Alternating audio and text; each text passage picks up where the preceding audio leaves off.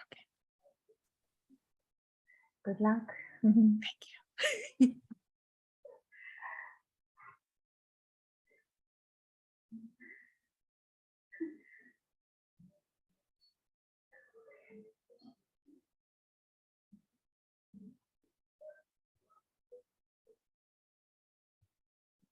So, Nasiba, are you going to like help facilitate the chat box too? Yes. So you'll be also be able to see it. I mean, just But anyway, if you need my help, just let me know. So I'll be just reading those questions to you. And also Zuhro will be forwarding all the questions from Facebook to the chat box. Oh, okay. So yeah. So Very exciting. just to make it easier. Very, yeah, I can't do it.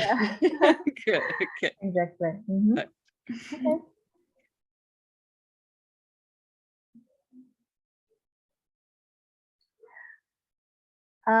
Good evening, everybody. Welcome to English Without Borders Network.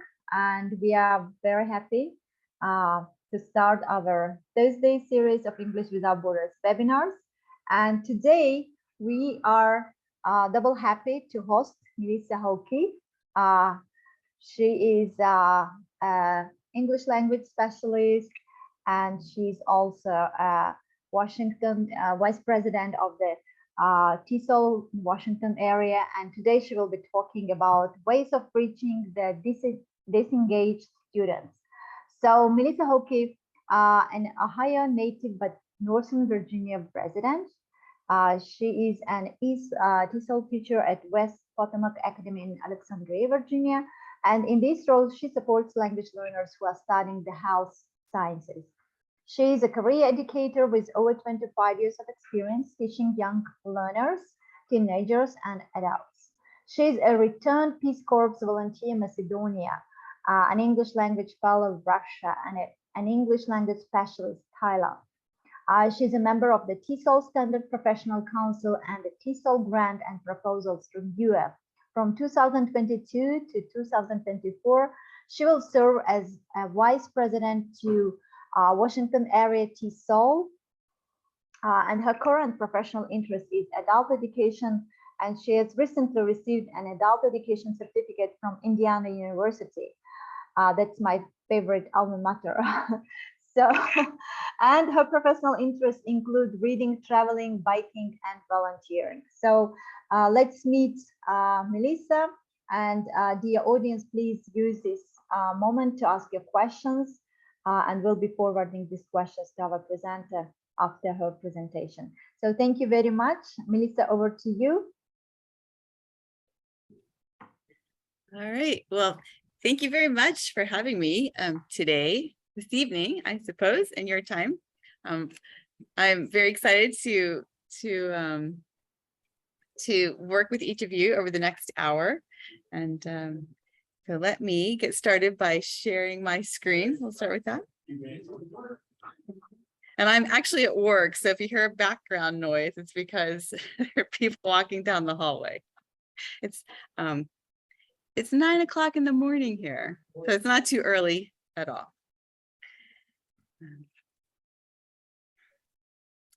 Oops, hang on. Oops, sorry. I had been doing this with my group, and then there we go. So here we start. Ways to reach disengaged students. That's what we're going to do today. But before we get started, let's find out how everybody's feeling this evening. If you wanted to like use an emoji to give you a response, that would be great. So we can see how everybody's feeling. Because I know you've all been working all day, and it's now you've maybe had dinner, hopefully, if not, how you're feeling. Don't be shy. Let's see.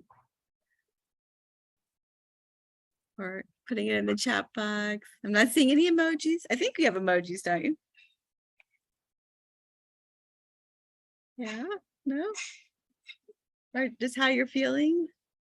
Let's see. Oh, good. Everybody's kind of shy, it looks like. Oh, good. Gulnora told me she's feeling pretty good. Excellent. She's giving me a happy face. All right. Oh, good. And Steve is feeling good.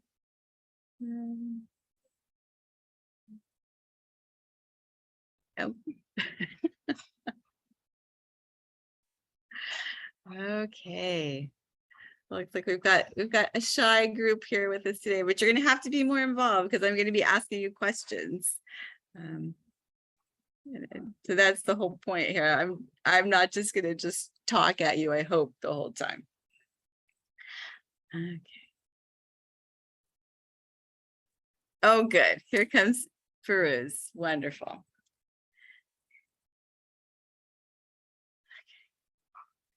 All right, well, let's go ahead. And I didn't hear from Rukhangas. Yeah, but that's okay. All right, well, so let's go ahead and move forward. So my objectives for today, or our objectives, is to just a quick summary of why students disengage, right? To talk about the types of learning and the theory of multiple intelligence. So this may be a new idea for you, or maybe you've have experience with it. Then we'll look at some strategies for multiple intelligence. And then I have some content-focused strategies for engaging learners at the very end. All right, so my first question is, how do you describe a disengaged student? So in the chat box, if you will type that in there, that would be great.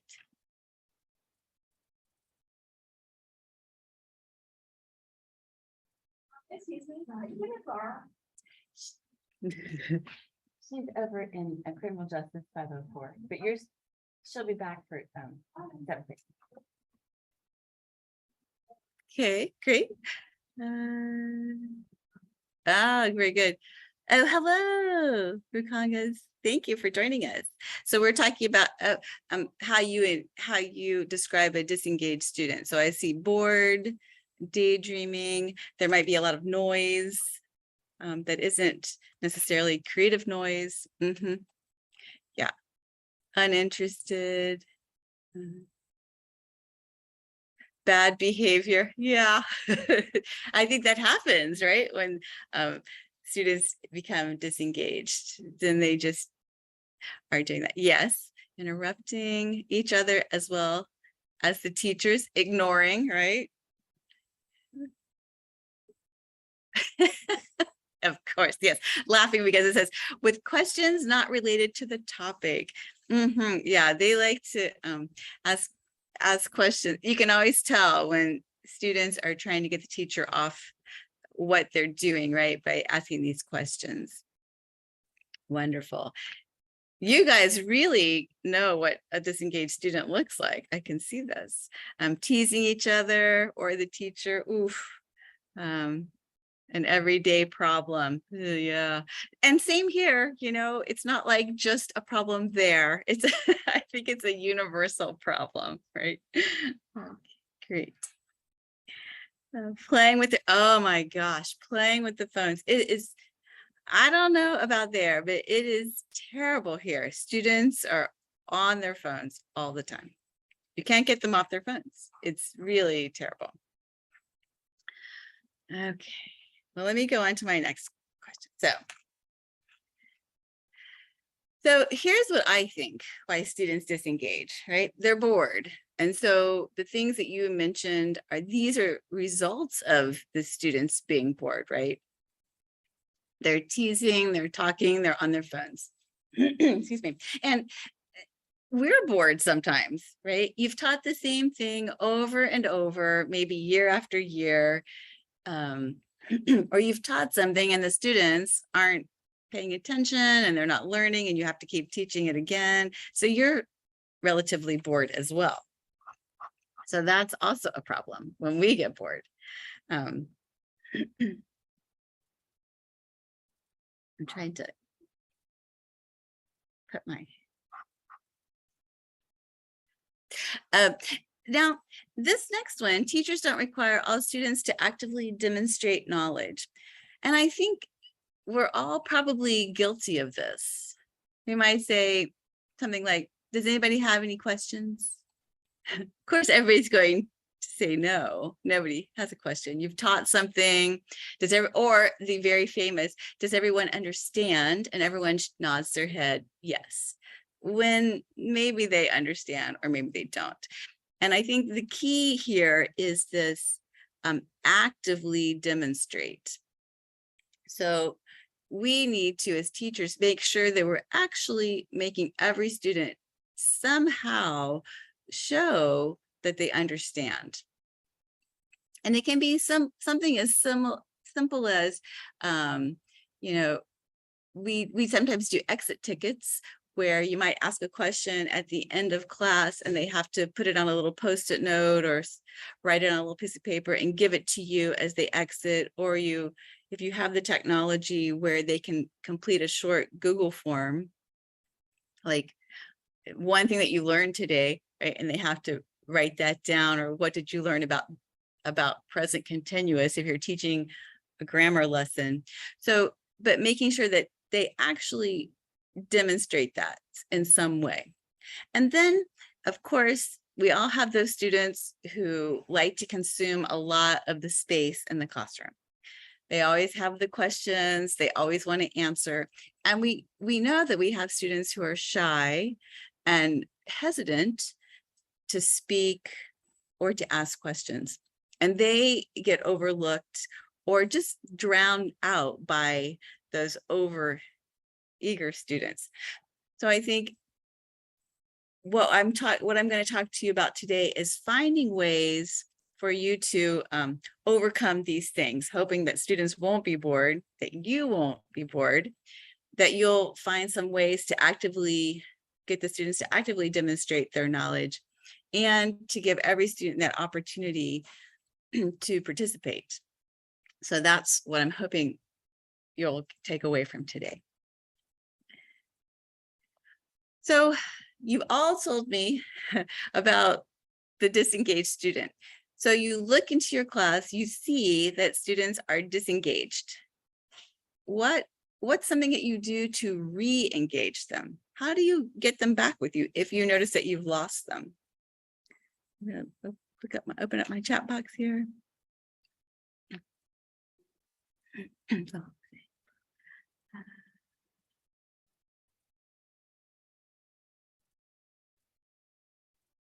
I'm coming back to look at what I see. We need to find reasons why it's happening, and that's true. And that's what hopefully I'm going to share with you today, Farouz, is why it's happening. Sai students here in Tajikistan, particularly students from rural areas. So that interesting, right? Students who are not, like I work in a suburban urban area, which is different than students who come from the rural areas, and especially if they come into your suburban areas. Oops. Consider their interests, learn about their personal interests. Mostly we play with them and some warm-up activities. So getting them some warm-up activities to get them engaged again. Students must never be underestimated nor spoon-fed. Yeah, they need to be challenged and encouraged to take part in the activities, says Fernando. I agree. Design activities which can talk to students' experiences, needs, and interests and abilities. I always have a new challenge. Great. Of some sort. So these are ways I'm thinking that you're getting them re-engaged. True. We want to make sure that our lessons are interesting. And so we're going to talk about that today, about how you make your lessons interesting or how you can do that. Games and critical thinking activities, more activities. Oh, good. Some consider different learning styles. Wonderful. Yeah. So lots of good ways that you are re-engaging a disengaged student. Good. Okay. So let's, we know that there are three types of learners, right? And somebody mentioned that learning style. So we have our visual learners, person who needs to see it, our auditory learner, the one who needs to hear it, and then the kinesthetic learner, the one who needs to be actively engaged. So I have a poll, and I think if I just click on the poll, someone said, the question one I'm going to launch. I haven't done this before, so we'll see what happens. Question. So I've got, I might have two questions and going here. I'm not sure. Which type of learner are you? Are you visual, auditory, and kinesthetic? And then I think also, how do you prefer to work? Independently, pair work, or small group? So let's go ahead and answer. And can you, I'm not sure, can you guys see this? See the poll? The results of the poll? No, we don't see the results. I wonder We how submitted. maybe when I end the poll, it will show. Yes, yes. Okay, thank you. All right, so I have 4 out of 5 people, 80% have answered at this point. So we can't get everybody to answer. 5 of 5, okay, and I guess, I don't know if I can, I don't think I can actually vote. I'm probably visual and independent. Although I don't mind small group actually. All right, so let's see. Okay, now I can share the results. Now can you see them? I'm thinking Yes, you can. yes, we Okay, can. great. All right. So interestingly, how about that? We have a lot of kinesthetic learners in here. 3 out of 5 of you are kinesthetic and 2 of 5 are auditory. And interestingly, I'm definitely visual. I have to see it. If So there was an option, I could have chosen visual and kinesthetic. well, I just wanted you to choose one. Okay, yeah. That's why. Your most dominant one, right? I think so. For me, it's definitely, I'm definitely visual, and that's why I always write everything on the board after I say it, because I think, oh, I want kids to see it as well. And then 2 of 5 of you like to work independently, and 3 of 5 like to work in a small group. All right, so interestingly, no pair work. So it's interesting results. So no visual learners, or that's not your dominant learning, and you don't really like to work with just a partner. Okay, great. All right, so then I put also, of course, the interaction strategy. Do you like to work alone? Which we just saw that a lot of people do. I think we have more control when we work by ourselves. Pair work, nobody seemed to like that. And I would be interested to find out why you don't like working with just one other person. Anybody have a reason for that? And then a lot of people liked group work. So any reason why you might not like pair work? Anybody have a reason for that? Okay, depends on the activity, says Golnoro. True. Okay, that's interesting. Now, Farouz says, as for me, pair work is the same as group work. And then Natia says she can't agree with others. Natia. But in group work, more people, and I would agree with that, you too, Farouz, that group work with more people, it's more interesting. Yeah, so when you have more people, you have more ideas coming in, and with pair, it's just you and the other person. And so Gulnara says, for some, I prefer individual, for some pair. Yeah. So I think what I personally like about pair work is, yeah, and Natia, oh, and Farouz says, I would prefer cooperative as well. So I think when you're doing cooperative, you are really doing that group work as well. And Natia, I like doing things on my own, following my own plan. Yes, a lot of us are very independent. Gonoro, pair work is easier than group work, but again, depends on who your partner is. Yes, and who is in your group. And I was going to say that is that when we have group work, if you have a large, like 4 or 5 people, you might have somebody who doesn't do their job. Whereas in a pair, each person has to, you know, do their share, right? It's very obvious if someone doesn't work, if it's a pair. Where in a group, somebody can get away without doing very much. But yes, I would agree. Your partner, who you're partnered with, is really important. Wonderful. But, and I think, so we have to think about that too, about our students. Do they like working with others, or do they like Natia, she likes to make her own plan and do it her way, right? And that's okay. There's nothing wrong with that. Okay. So how do you like to work? I think you were, so yes, how do you like to work? I think you just sort of told me in your question, but if you could choose, how would you work? Would you work in a small group, or let's say at your own job, for example? So you're all, I'm guessing you're all teachers. Are you, do you like to do you team plan in Tajikistan, or do you all work independently? How does that look? What does it look like in at your schools? Are you working alone or working with other teachers? Okay, I've got, oh, when the responsibility is shared. Individually and in a group, it depends. Okay, first. Group work is better. Individual and a group depends. If it's writing, I prefer doing, I agree with the writing by myself. My preferred is group work. I've got some more messages. Mostly alone, group working. And so I'm guessing, Farouz, are you talking like, so I'm thinking you guys are all teachers, yes? Mostly one teacher and one group. Okay. So I think here in the United States, we've, over the last few years, we have what are called collaborative teams.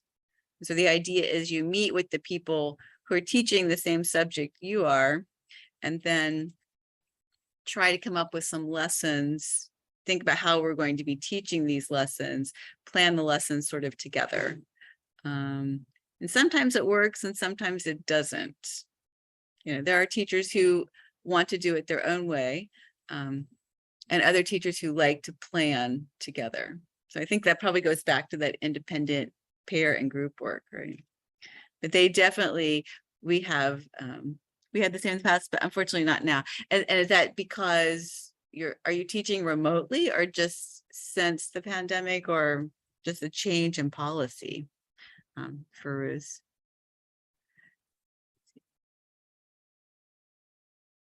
And I might ask also, Farouz, did you like that in the past when you, the lack of teachers?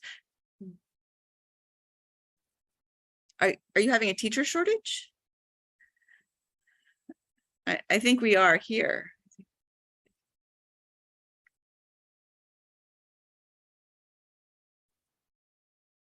It depends. Maybe if you're rural or urban, right, in the city or in the country. Yes. Wow. I think we are experiencing the same thing. I'm guessing there as well as here, you know, communities and the administration expects a lot of teachers. And I think teachers are getting tired of this, right? They're getting a little tired of that. Yeah, I think it must be global. Yeah. Okay. So we like to teach the way we like to learn, right? Which can be a challenge if our students aren't just like us. And we know that in our classroom, there will be some students who like to learn the way we do, but there will be other students who don't. And I think that's where the disengagement comes, is when we try to get everybody to learn the same way, right? They become bored with that. So our challenge is to try to teach the way our students like to learn as well. And I realized, oh, and that's a shame.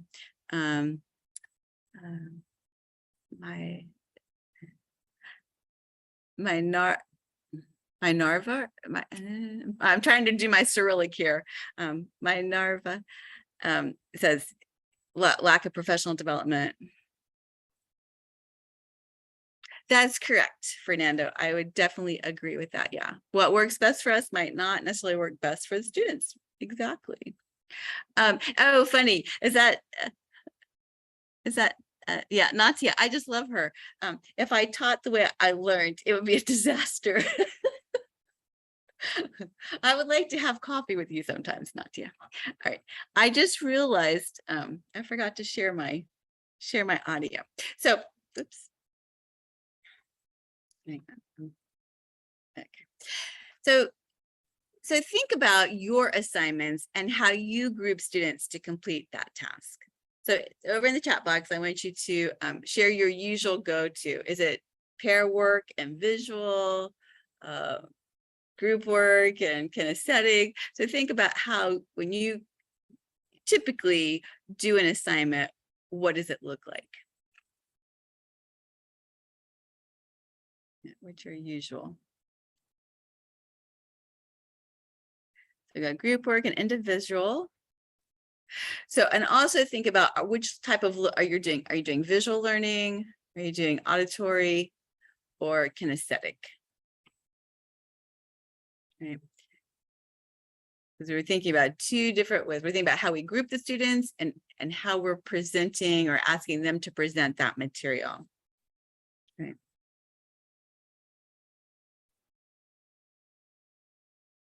So so you're showing me how you're asking them to work, but then what kind of learner are you addressing when you do that? Kinesthetic, good. So Farouz has a very active classroom. Great. How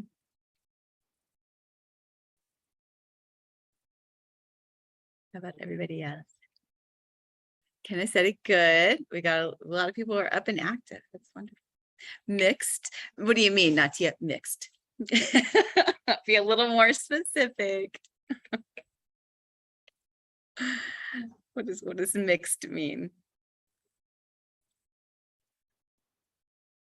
All three again, all three. Do you mean all three learning styles or all three strategies for working? Level depends on the students. Yeah, but I'm asking you, like, if you are going to like just usual, you're going to make a lesson for tomorrow for think of a class, what is that going to look like? Or is it going to be a lot of auditory? And okay, good. So I've got a visual. Okay. Okay. And it does depend on the students, but we all have our preferred, our first way that we're going to do something, right? For me, like it's a lot of visual. I'm going to do visual first, probably, because that's the kind of learner I am.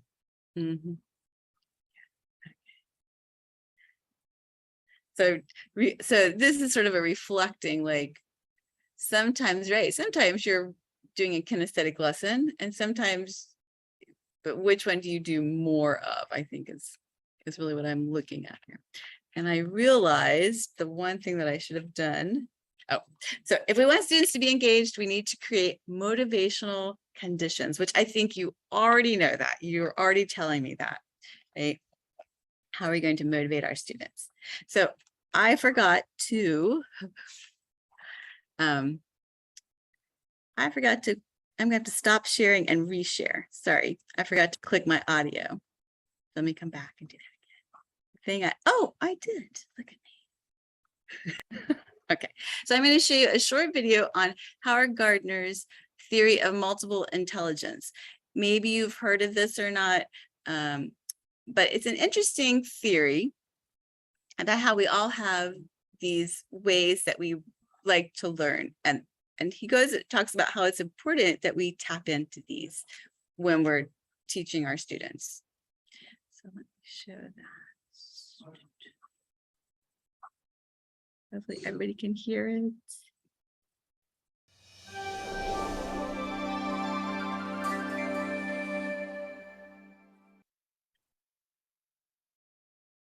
we have schools because we hope that someday when children have left schools, that they will still be able to use what it is that they've learned.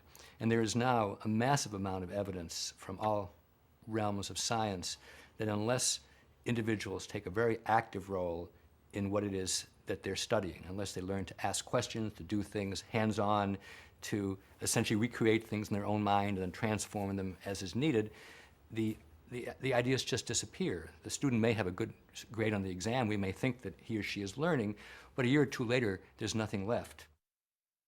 If, on the other hand, somebody has carried out an experiment himself or herself, analyzed the data, made a prediction and saw whether it came out correctly, if somebody is doing history and actually does some interviewing himself or herself, oral histories, then reads the documents, listens to it, go back and asks further questions, writes up a paper, that's the kind of thing that's going to adhere, where if you simply memorize a bunch of names and a bunch of facts and even a bunch of definitions, there's nothing to hold on to.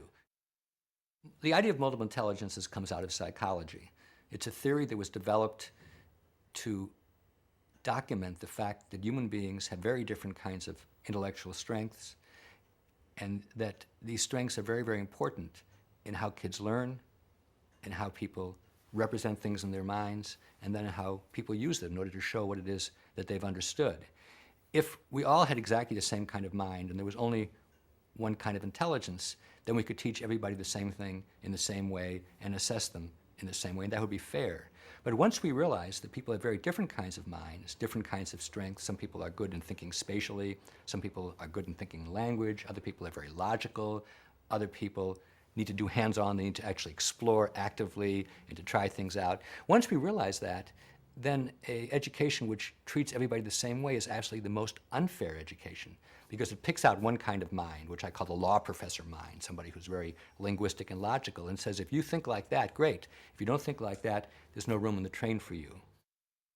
If we know that one child has a very spatial or visual spatial way of learning, another child has a very hands-on way of learning, a third child likes to ask deep philosophical questions, a fourth child likes stories. We don't have to talk very fast as a teacher. We can actually provide software, we can provide materials, we can provide resources which present material to a child in a way in which the child will find interesting and will be able to use his or her intelligences productively, and to the extent that the technology is interactive, the child will actually be able to show his or her understanding in a way that's comfortable to the child. We have this myth that the only way to learn something is read it in a textbook or hear a lecture on it, and the only way to show that we've understood something is to take a short answer test, or maybe occasionally with an essay question thrown in. But that's nonsense. Everything can be taught in more than one way, and anything that's understood can be shown in more than one way. I don't believe because there are 8 intelligences we have to teach things 8 ways. I think that's silly. But we always ought to be asking ourselves, are we reaching every child? And if not, are there other ways in which we can do it? I think that we teach way too many subjects and we cover way too much material, and the end result is that students have a very superficial.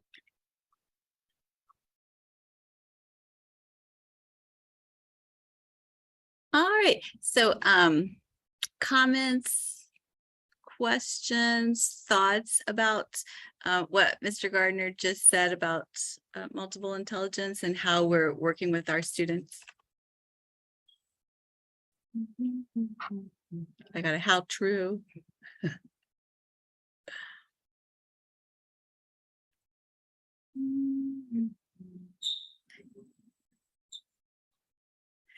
And is this idea of multiple intelligence, is it new, or have you heard this theory before? I often forget about it. I learned about it, oh, I don't know, about 10 years ago. Not new, good, not good. And I kind of forget about it sometimes. Good, like not new, wonderful. Good. I think people not new. Nice. Accepting standards is also the way to standardize people rather than accepting their individuality. Beautiful, Nasiba. Yes. Okay. Well, the great thing, Gulnara, is I think you'll be able to go back and hopefully listen again. If not, I can certainly send you the link for that video. I'm not. I'm just now reading what she said. My listening's not good. That's why, oh, kinesthetic. Okay. That's why I put the captions on, because for those visual learners. All right. So here's just a diagram that shows all these 8 styles that he's talking about, right? Bodily kinesthetic, musical, linguistic, logical, theoretical. I can't quite see because my interpersonal, intrapersonal, naturalistic, and visual spatial. So these are the 8 learning styles. And in your classrooms, you might have all 8 of these styles, right? Whoa. But as Mr. Gardner says, we don't need to teach to all 8 of them, right? But we need to be aware that these students are in our classrooms, right? Okay, so what I'm going to do next for the next few minutes is go over some project ideas using multiple intelligence. And then I've given Nasiba a handout that has a longer list of ideas for these as well. And so I'm going to show you a few and then get you to respond a little bit to those. But the one thing that I want to, just my cautionary note, right, is don't get overwhelmed. I know that when I go to some sort of professional development and I see a great idea, sometimes I get overwhelmed because I'm like, oh, I need to do all of this to improve. And I remember about 10 years ago when I was in a school where they wanted us to do multiple intelligence, and I was trained on it. And I remember being overwhelmed at first by it because I was like, oh my gosh, I have all these different ways I need to meet the students' needs. So I'm recommending start small, choose a couple of assignments. Maybe you can combine 2 ideas for 1 assignment. So you're always thinking about how you're going to integrate those. Is this what learning style what intelligence am I hitting? And in that, am I also making sure that it's maybe kinesthetic? Is there some, more auditory going on? And is there pair work options or group works? And you might make that a choice when you do it. Like, oh, here are three options. Here's for somebody who wants to do the project by themselves, if you want to work with a partner, or if you want to work with a small group. And I've done that before. Take one assignment and lay it out so that it can be accomplished 3 different ways. See a chat answer. Oh, okay. All right. Yeah. So verbal linguistic, which of these have you used? And which could you use? Giving a speech, having a discussion, writing an essay, or a research work. This is just a few. On that handout, you'll see there's a lot more, but which of these have you used in your classes? Or if you haven't used, which do you think you could use? Okay, okay. Discussion. Oh, Natia has used them all. Good. I think Natia should be giving this presentation. Good, all of them. Yeah, and I have too, because I'm a verbal linguistic, just like Mr. Gardner says. Like, we typically do a lot of verbal linguistics in our classroom. Yeah, discussion, essay, discussion. Yeah, I'm like, I've over my long teaching career, I've done all of those, right, as well. And all right, let's look at the next one. Logical, mathematical. Which of these have you used, or could you use? Maybe you haven't used it, but now you're like, ooh, I could do that. I love doing surveys and designing questionnaires. Those are a lot of fun. And then taking, and in this case, I might ask students to design a questionnaire, then go ask. They might work with a partner, they might work by themselves, and then they go conduct the survey. They go ask those questions, they collect the data, and then they graph it. So it's actually, they've done 3 different things, right? and doing a couple of different things as well. Conduct experiment. Those are fun. I like doing that too, conducting experiment. And so you think about conducting an experiment, if they can do it alone or with a partner, right? And it's kinesthetic. And then they could, show that experiment in different ways, right? They could, how they then respond, or because we're going back to that first slide about how we keep the students engaged. So how, once they do the experiment, how do they show that they've learned something, right? How are you letting them actually, they're going to be actively showing that they've learned something. Yeah, conducting a survey. I love that one. And that's really good too. It allows them to do some writing because they're coming up with their questions, and then they're out talking to people, asking them questions as well. So these are all really good for those kinesthetic type things, right? Gets them moving, but it's also great for that mathematical mind. Visual spatial. Excuse me for a minute. Bye, ladies. Have a good rest of the day. And have a good summer. Bye, see you tomorrow. So this one, build a model, create a diorama, design a poster, a photo album, or paint a picture. So a few years ago, my students always like to tell me that their favorite thing to do is go to the park. Every week I ask them, what did you do? I went to the park. I get so tired of hearing this. So I decided I'm going to have them design a park. We had gone a maker space in our high school. And so they chose their team. So they were working in small groups. And then they had to think about where their park was going to be. And they actually had to draw out a plan for that.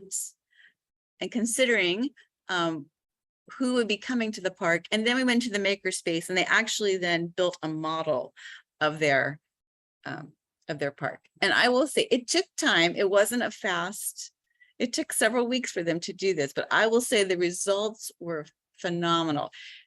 Every student was engaged. There was not one disengaged student the entire project. And I think that I hit a lot of, and I will say, in small group, there were some groups that just at the end, well, I will take that back. I remember one group in one class that they just couldn't work together, or they could never decide. So at the end, they didn't really have a park.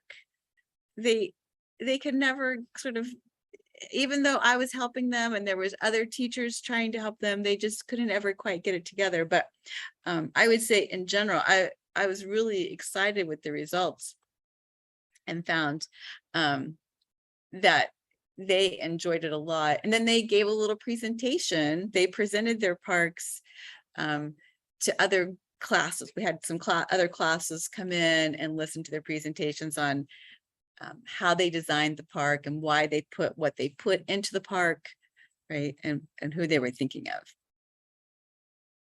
Yeah, so good, lots of great. Level the students. Oh, let me see, I got a Q&A. What are some things teachers sometimes do which might disengage students? I was, what we might do to disengage them? One thing I think that disengages students is the teacher talking too much. That's why I always feel a little awkward in these situations, because I feel like I'm doing all the talking and it makes me uncomfortable. I think that's one thing, right? And then just doing things that when we always have them do something we know they don't like, right? And there's only, I want it this one way and you're only going to give it to me that way. They're going to disengage. So we have to be aware of what we're asking the students to do. So that's why I'm bringing up these different ways that you might teach them, right? And it's true, the level of the student, although I will say, Farouz, for this park project that I did, you know, that is the beauty, I think, of the visual spatial when you're designing a poster or creating a diorama or something. You can have all levels of learners, they're language learners, right, who can do this because it doesn't necessarily require them to speak. They can show you their knowledge in a different way, right? And that's that, going back to that, when we think about how the students are showing what they know actively. So that's the beauty of these, that those students who are shy, they don't have to talk because they're going to show you in a different way that they know, right? A lot of 3s, 4s, and 5s, no dioramas. Yes, I would agree. Yes, Nasiba, she's talking about how we disengage a teacher-centered pedagogy, right? Where it's all about me. Let's see. I have a hard time with this little chat box. It's quite different to create a diagram. Difficult. No, I think I have a little, I used to have one. It was just like a piece of paper and it just showed you a different way to fold it. So it was just sort of, and it actually, oh, for you, remember, this isn't about you. For us. And not every student would do a diorama, right? So we're thinking about multiple intelligence. So if you're creating an assignment about, maybe you've been teaching about weather or travel, maybe some students are going to create a diorama about different kinds of weather, and other students maybe are going to give a weather report, right? So this is the idea of just tapping into these different intelligence and coming up with a couple of different ways for students to show you. Yeah, every student isn't going to want to do a diorama. Some are going to want to show you what they know a different way, right? Yeah, I'm not good at dioramas, but I have students who love to do them. Right? Okay. What about musical rhythmic? Which have you used and which could you use? I don't do this enough. I know that students love this and I am guilty of not using this one enough. I try, little kids, I do a lot of singing, but my older students, I don't ever feel like they really want to sing. I don't know.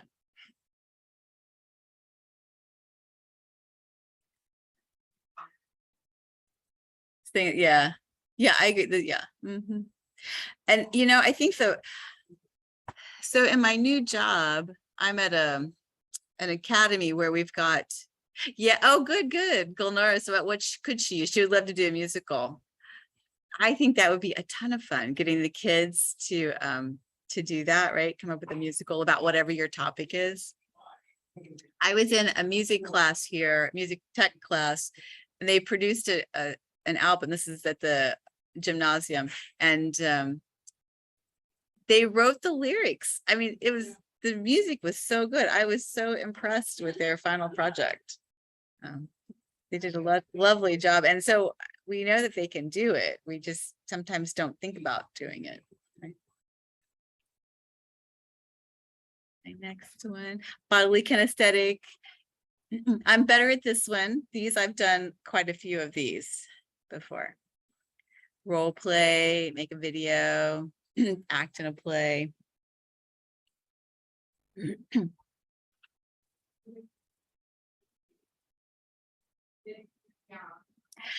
You know, I think, oh, nice and easy bit. Music heals, relieves, recharges, creates an atmosphere of learning. Yes.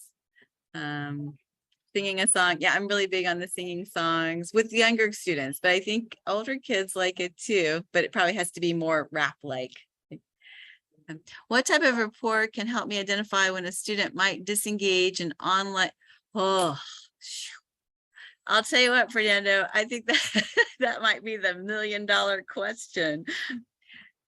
How to get a disengaged student online to get engaged before it actually happens. You know, I think that comes back, and maybe other people can chime in here. I think that really goes back to knowing your students, right? Excuse me for just a minute. I'm doing a webinar, but come on in and have a seat. Right, so when we get to know our students, I think that helps a lot. I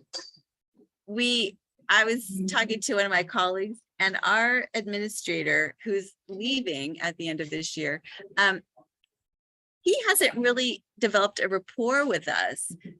And I think we've all been disengaged with him because he's never really shown interest in any of us. So I think it's really getting to know your student. You'll know them once you know your student. It will help you to keep them with you, right? We don't expect every student to like us, of course, but I think if they know that we are interested in them, that will help keep them engaged. They'll appreciate that. That's a great question. If anybody else has any answers to Fernando, please, please share those. I'm watching the time. I can't remember how long I have till. Naturalists. I don't do this very often, but I think this is a great idea. Collecting specimens. So when you're teaching a lesson, one of your topics, is there a way to collect something or do an observation?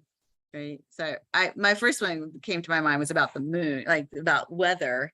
There's always a lot of observing that you can do with weather. That's a great one. And I know we talk about weather.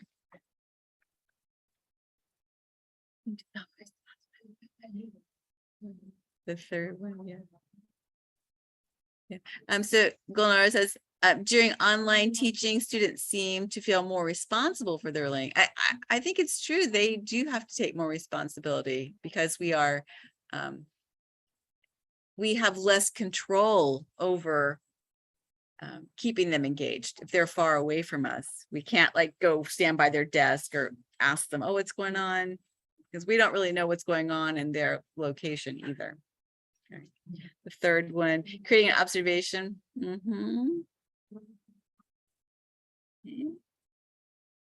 Yeah, so this is, I think, a good one, especially with this. It's, people who like naturalism. So interpersonal, right? Your own strength. And this is definitely more individual work, of course, right? This is all because it is, again, and it can be, again, using different modes of learning, but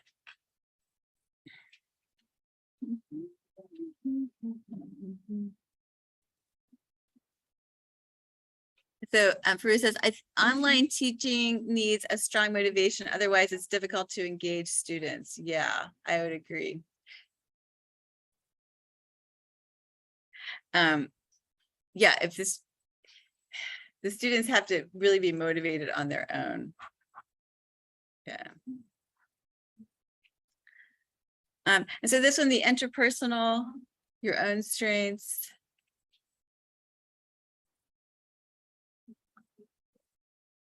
And then, oops, I missed one.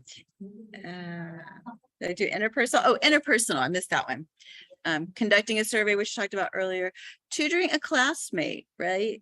That is really great. Students learn as well as whoever they're helping. Right? If I can teach something, I know it. And that really taps into a lot. So when you're in a class, sometimes grouping those students, the stronger ones with the weaker ones, to help them.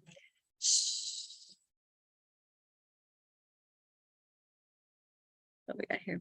Mentoring is great. A game. Oh, good. Let's see. Creating a self-portrait is interesting. Do they share it with the teachers? Well, that's a good question. Who asked that? Gulnara. I think that's left up to you, right? And that student. Maybe the student is too shy to share it. So I think it depends if you're going to actually take a grade for it or not, or is it important that you see it? Sometimes the student might be willing to share it with you, but not the rest of the class. So I think that becomes you and that student figuring that out, right? But that's a good question.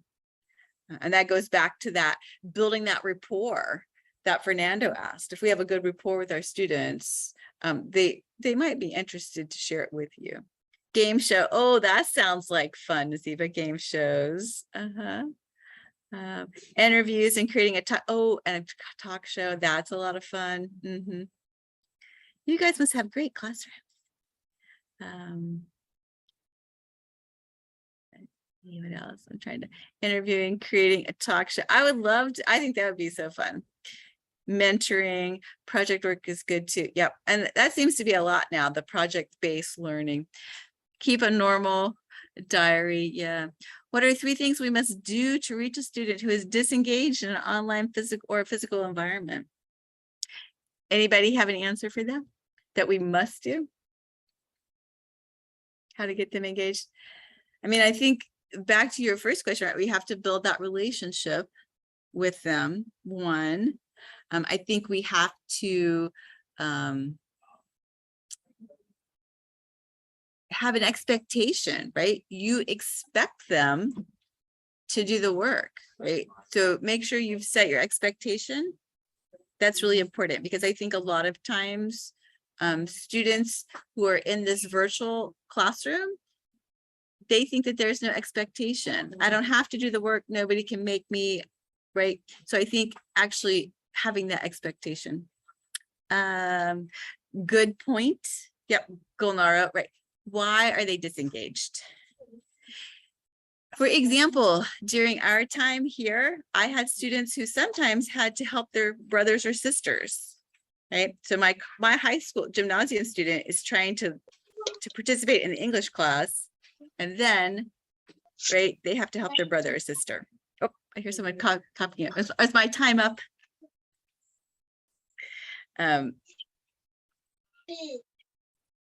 So that, yes, finding out why they might not want to be disengaged, they just don't have an option. Yeah, but that's a great first point, 1.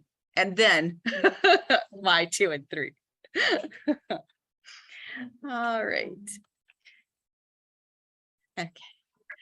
So I think, what time do we finish, Nasiba? Yeah, in 5 minutes. So Okay. yeah, we'll Okay. do. Yeah, Okay. wrapping up.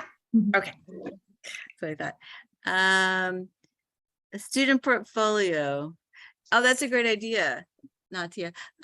Fill student portfolios. It knows your students and their interests. And that helps too, right? At that very beginning of the year to do that. And then you can build that report as well.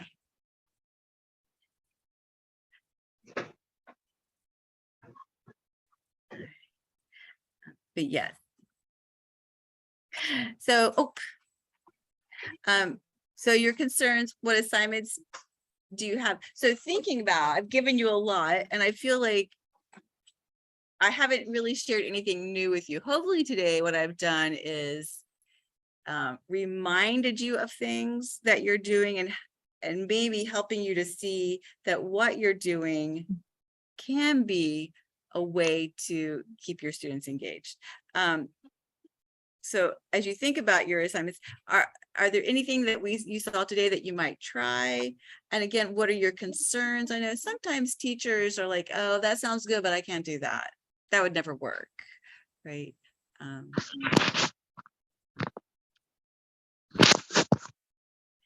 Did you want to say something, Ruth?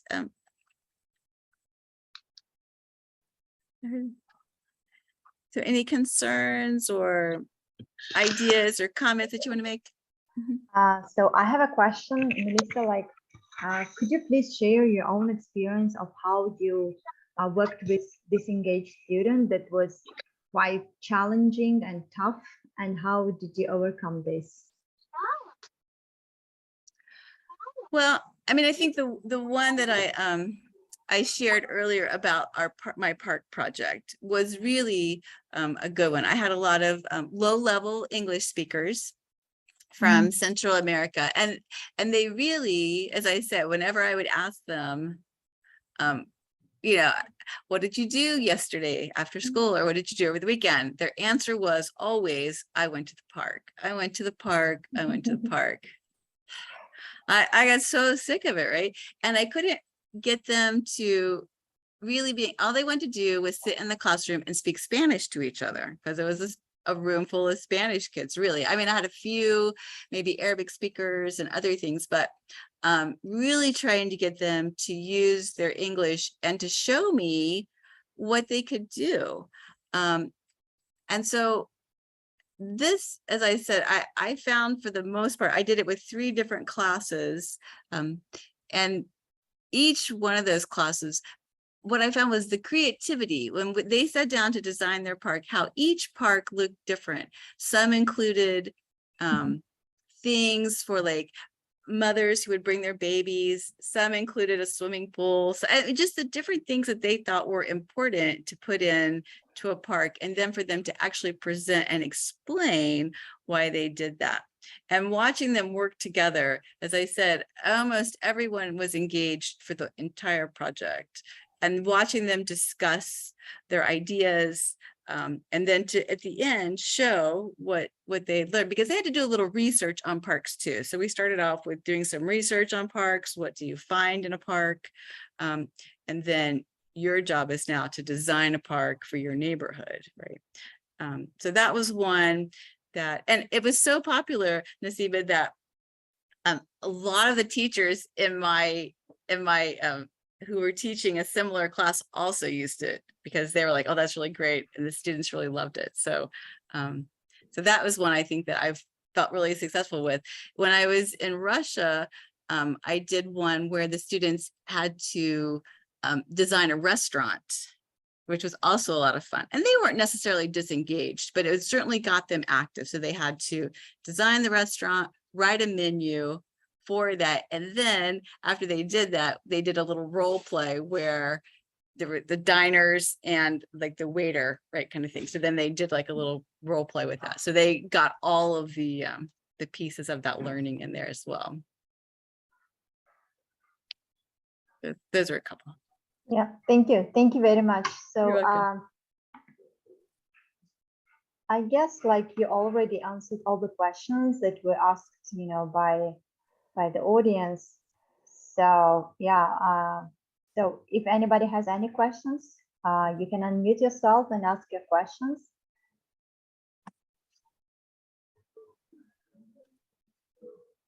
Okay.